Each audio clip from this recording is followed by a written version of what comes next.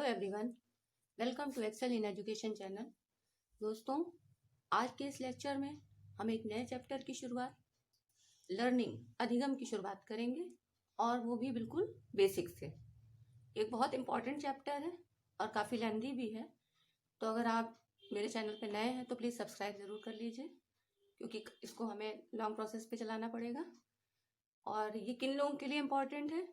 जो भी टीईटी परीक्षा दे रहे हैं, सीटेट दे रहे हैं, एस्टेट दे रहे हैं, पीजीटी, डाइट प्रवक्ता, नेट एजुकेशन, कोई भी एग्जाम दे रहे हैं, यहाँ से क्वेश्चन जरूर आने हैं। 4-5 क्वेश्चन तो बनने ही बनने हैं।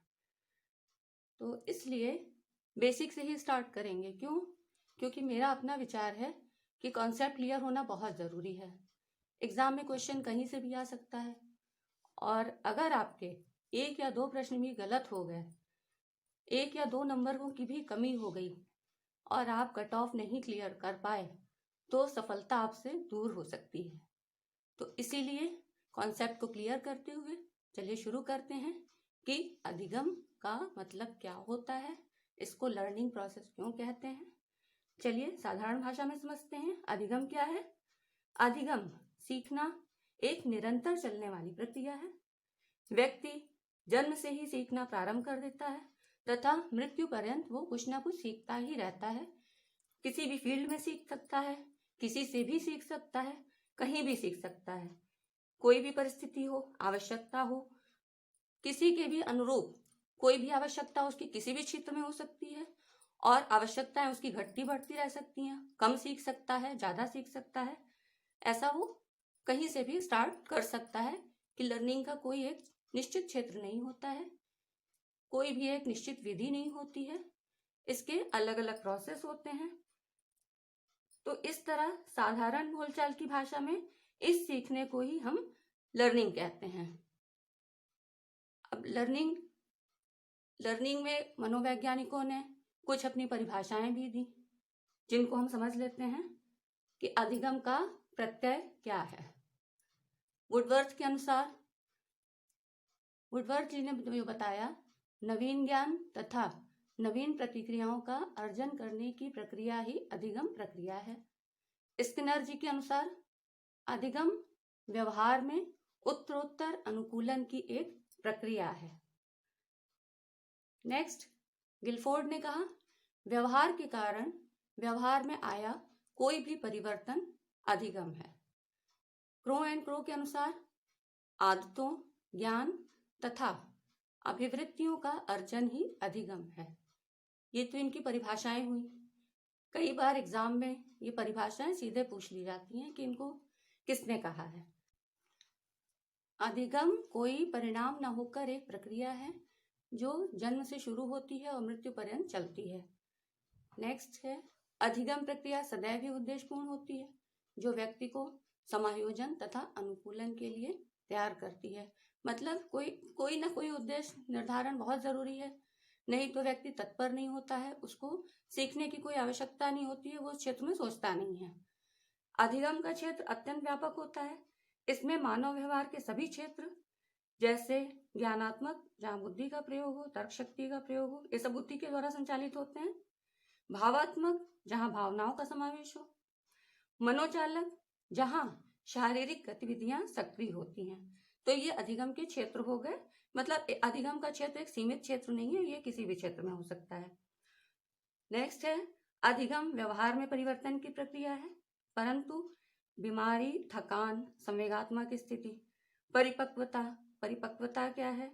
एक प्रोसेस है जो चलता रहता है। जैसे बालक जब छोटा होता है तो उसमें उसकी जो शारीरिक संरचना होती है वो उतनी विकसित नहीं होती है, लेकिन धीरे धीरे आने पर वो एक अपना निश्चित शरीर का रूप धारण कर लेता है। तो यही परिपक्वता होती है कि वो मैच्योर हो जाता है और उसके बाद ये प्रोसेस रुक जाता है। मादक द्रव्यों के सेवन, इन सब के कारण जो व्यवहार में परिवर्तन होते हैं, इनको अधिगम में सम्मिलित नहीं करते हैं, क्योंकि बीमारी की अवस्था थोड़ी देर के लिए होती है, उसमें दवाओं का असर होगा, कुछ बीमारी का असर होगा, तो उसका व्यवहार परिवर्तन हो जाता है। क्रोध हो, भय हो, चिंता की स्थिति, इसमें भी व्यक्ति का व्यवहार बदल जाता है। लेकिन जब स्थितियां सामान्य हो जाती हैं तो व्यक्ति का व्यवहार पुनः पहले जैसे हो जाता है। इसलिए इस प्रकार का जो परिवर्तन होता है ये अस्थायी प्रकार का होता है। नेक्स्ट, अधिगम प्रक्रिया की अभिव्यक्ति व्यक्ति के द्वारा अधिगम के दौरान की जाने वाली विभिन्न प्रकार की क्रियाओं के द्वारा होती है। नेक्स्ट है, अधिगम सदैव ही सकारात्मक नहीं होता है, कभी कभी यह नकारात्मक भी हो सकता है। कभी तो हम कुछ अच्छी चीजें सीख लेते हैं, लेकिन कभी कभी इसका विपरीत भी हो जाता है। अधिगम सदैव ही नवीन नहीं होता है, यह पूर्व व्यवहार का निषेध भी हो सकता है। नेक्स्ट है, अधिगम प्रक्रिया सार्वभौमिक व सतत होती है, कभी भी कोई भी कहीं भी सीख सकता है, कोई भी हो वो। नेक्स्ट है, अधिगम लगभग स्थायी प्रकृति का व्यवहार परिवर्तन होता है। इसके पहले हमने पढ़ा कि अस्थायी परिवर्तन था, लेकिन स्थायी परिवर्तन जो होता है वो एक वैसे परिवर्तन को कहते हैं जो एक खास समय तक एकदम स्थायी रहता है। यह समय कुछ भी हो सकता है, कुछ दिन का हो, कुछ महीने का हो, कुछ समय का हो, साल का हो, कुछ भी हो सकता है। मतलब ये कहने का मतलब है कि जो व्यवहार का परिवर्तन है वो अस्थायी या स्थायी कुछ भी हो सकता है। अधिगम अभ्यास, प्रशिक्षण तथा अनुभव पर आधारित होता है। अब अभ्यास और प्रशिक्षण से क्या मतलब है? यदि कोई व्यक्ति टाइपिंग या शॉर्ट हैंड सीख रहा है, अगर वो लगातार अभ्यास कर रहा है तब तो उसकी स्पीड बढ़ जाती है और वो करता रहता है, एक उसमें स्किल डेवलप हो जाती है। ये होता है कि उसको मतलब टाइपिंग एकदम अच्छे से आ गई, लेकिन हो सकता है किसी कारणवश वो कुछ समय के लिए प्रैक्टिस छोड़ दे, तो टाइप करना भूल भी सकता है, उसमें कुछ मिस्टेक हो सकती है, उसकी स्पीड में कमी आ सकती है। तो अभ्यास और प्रशिक्षण अधिगम के क्षेत्र में ये जरूरी होते हैं। इनको करते रहने से ही ज्यादा परिपक्वता आती है, ज्यादा अच्छा हो जाता है अधिगम का क्षेत्र। अधिगम में मूल प्रवृत्ति तथा जन्मजात व्यवहार प्रवृत्तियों के कारण आए परिवर्तन सम्मिलित नहीं होते हैं। मूल प्रवृत्ति से यहाँ क्या मतलब है? मूल प्रवृत्तियां मैकडूगल जी ने 14 मूल प्रवृत्तियों को बताया था। मूल प्रवृत्तियां जन्मजात होती हैं, जिनसे संवेग की स्थिति उत्पन्न होती है और संवेग के द्वारा ही व्यवहार परिवर्तन होता है। जैसे पलायन की स्थिति, रचनात्मकता और संग्रह स्थिति, ये सब बच्चों में अक्सर देखी जाती हैं कि बच्चे छोटी छोटी चीजों को इकट्ठा करने लगते हैं, तो उनमें ये होता है कि मैं इस चीज का मालिक हूँ, मुझे ये चीज अपने पास रखनी है, तो ये हो गई कलेक्शन की, ओनरशिप की स्थिति। इससे ओनरशिप की भावना संवेग विकसित होता है। पलायन से भय का होता है। तो ये मूल प्रवृत्तियां होती हैं, ये जन्मजात होती हैं। जन्मजात होने के कारण इनका अधिगम से कोई मतलब नहीं होता है, इसके द्वारा अधिगम में कोई परिवर्तन नहीं आता है। अब हम इन बिंदुओं को देखने के बाद ये देखते हैं कि अधिगम के अनुक्षेत्र क्या होते हैं। यहाँ तक तो हमने देखा कि अधिगम का एक जो साधारण मतलब है वो क्या होता है, मनोवैज्ञानिकों ने जो बताया वो क्या होता है, और उनकी परिभाषाओं के आधार पर जो ये कॉन्सेप्ट निकल के आए, इनसे हमें ये पता लगा कि अधिगम की प्रकृति क्या है और उसकी विशेषताएं क्या हैं। अब हम ये देखते हैं अधिगम के अनुक्षेत्र क्या होते हैं। डोमेन्स ऑफ लर्निंग, अधिगम के अनुक्षेत्र, यहाँ हम देख रहे हैं 3 अनुक्षेत्र बताए गए हैं। तो पहले तो सबसे ये देखते हैं कि अनुक्षेत्र होता क्या है। अब अधिगम की जो क्रिया होती है वो व्यक्ति का जो व्यवहार होता है वो अलग अलग क्षेत्रों में परिवर्तित होता रहता है, वो सभी क्षेत्रों में कुछ ना कुछ सीखता है। उसकी जो क्रियाएं होती हैं किसी एक क्षेत्र में तो होती नहीं है। अधिगम का क्षेत्र जैसे पहले भी बताया कि क्या काफी व्यापक होता है, कि मतलब उसकी मन की स्थिति हो और मानसिक स्थिति हो या ज्ञानात्मक स्थिति हो, क्रियात्मक स्थिति हो, हमेशा उसमें कुछ ना कुछ परिवर्तन चलता ही रहता है, चाहे व्यक्ति किसी भी अवस्था में हो। जैसे आप देखते हैं कि अगर आप कभी शांत अवस्था में लेटे हैं या आराम कर रहे हैं और अगर किसी का फोन आ जाता है आपके मित्र का और वो पूछता है कि भाई क्या कर रहे हो, तो आप कहते हैं अरे कुछ नहीं, बस ऐसे ही। हमने ये कह तो दिया कि बस ऐसे ही, लेकिन ठीक है हमारी शारीरिक गतिविधियां नहीं हो रही हैं, हम उस समय कोई काम नहीं कर रहे हैं, लेकिन हमारी मानसिक स्थितियों में और हमारी भावनाओं स्थितियों में कुछ ना कुछ क्रियाएं चल रही होती हैं।